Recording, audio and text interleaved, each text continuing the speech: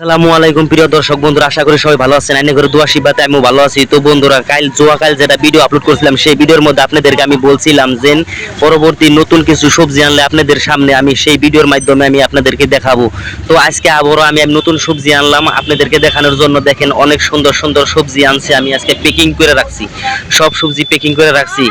দেখেন কত সুন্দর সুন্দর সবজি, দেখেন প্যাকিং করে রাখছি, কারণ বেশি সবজি জানি নাই, অল্প আনছি কিন্তু সব প্যাকিং করে রাখছি। দেখেন এটা হচ্ছে কুন্দুলি, আমরা কইতে লাগুছি ওইটা না, কিন্তু অন্য ধরনের। এই টমাটোর, এই দেখছেন নতুন মটর আনছি, কি সুন্দর। এই যে ভাত খেয়ে আনছি, তাজা তাজা একদম টাটকা সবজি।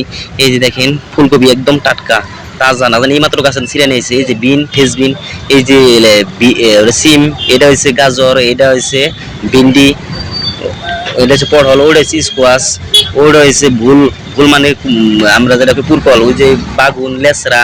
এই যে আনছি শিলংয়ের মূলা, দেখেন কত সুন্দর সুন্দর শিলংয়ের মূলা বাইরেছে। আর এই যে এটা দেখেন শসা, ওটা হচ্ছে জিকে। এই যে হচ্ছে বাঁধাকপি, সব আমি এটা প্যাকিং এ রাখছি। এখানে আপনাদেরকে মনে প্রশ্ন যে সবকিছু প্যাকিং করে রাখার উদ্দেশ্য কি? আসলে সবকিছু প্যাকিং করা উদ্দেশ্য আমি না, খালি আরো মানুষ প্যাকিং করে রাখছে। আরো আপনাদেরকে দেখামু, সবাই প্যাকিং করে রাখছে, দেখবেন। ওই যে দেখেন সবাই প্যাকিং করে রাখছে, কেয়ারে রাখছে জানেন, কারণ জিএমসি আমাকে হামলা করে।